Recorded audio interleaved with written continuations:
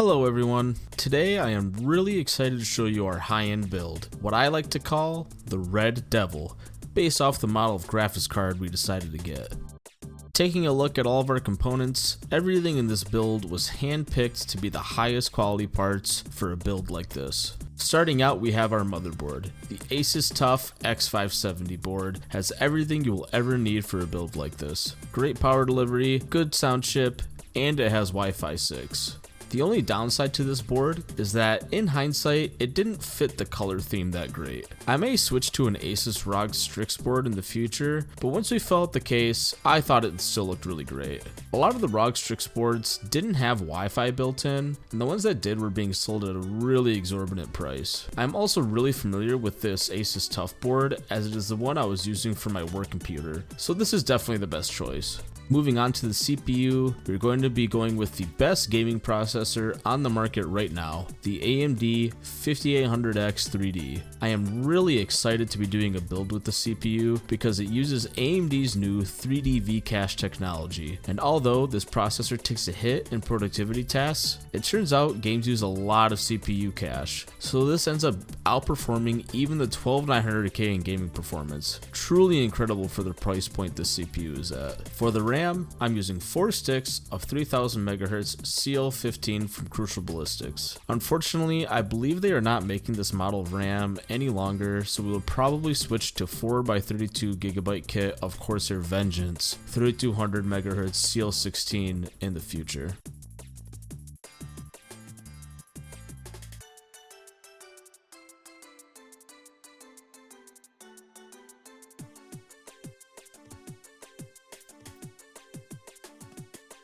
Our power supply is the MSI MPG A850GF. Whew, what a tongue twister. It is an 80 plus gold rated PSU. This is an A tier rated power supply on the PSU Cultist tier list, which is a list of peer tested power supplies that get ranked on tier so we know which units are the best for our build. 850 watts should be perfect for our build with the higher power draw graphics card. And lastly, the graphics card. The beastly 6900 XT. This card easily outperforms the 3080. Compared to the 6950 XT or the 3090, this card is only a few percentage worse, but for the price, this is easily the better choice. 4K gaming with ray tracing, this card will max every game out at least 60 FPS. And if it can't, FSR 2.0 looks really great at higher resolution.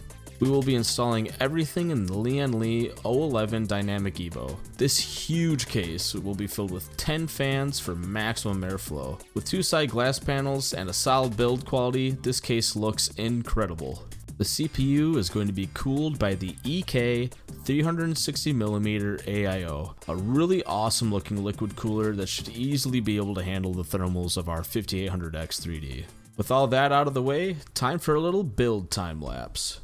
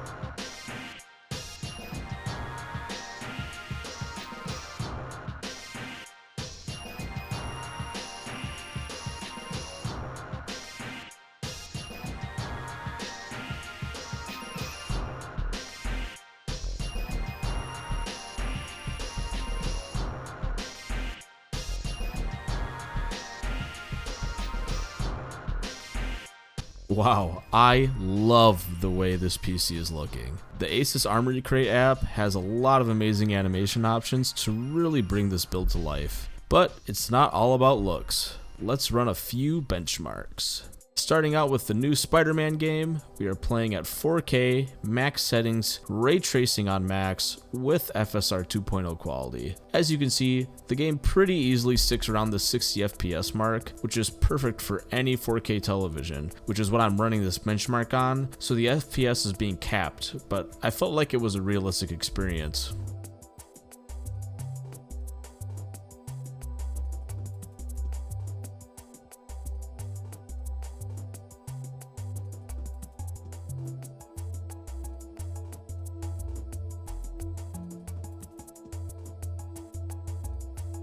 Moving on to Cyberpunk 2077 at 4K with ray tracing at ultra and texture quality at high, we average 88 FPS and never dip below 60. Really great performance in this title.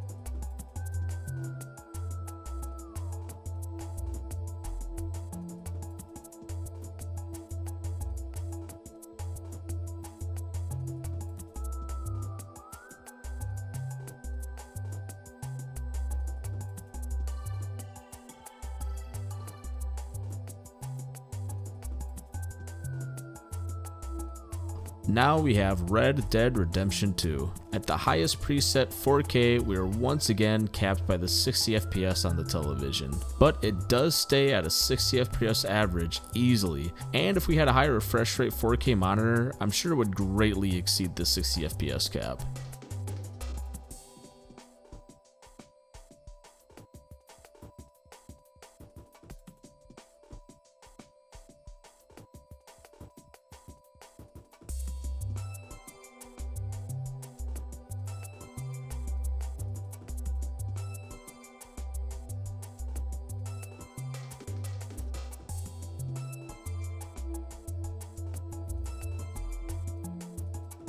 Next is Horizon Zero Dawn at 4K ultimate quality, and we are once again frame capped at the 60 FPS mark by the TV, and easily keep that 60 FPS average no problem.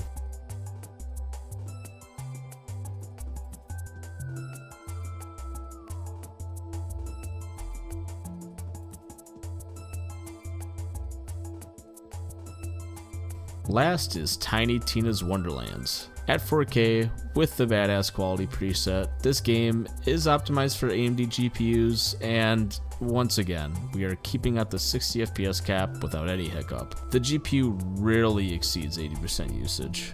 And that's really it for our quick benchmark suite. You know, I was going to show some benchmarks for esports titles like Valorant and CSGO and League of Legends, but this build very easily averaged over 240 FPS in those titles. So if you have a 240Hz monitor, this is a great esports rig as well.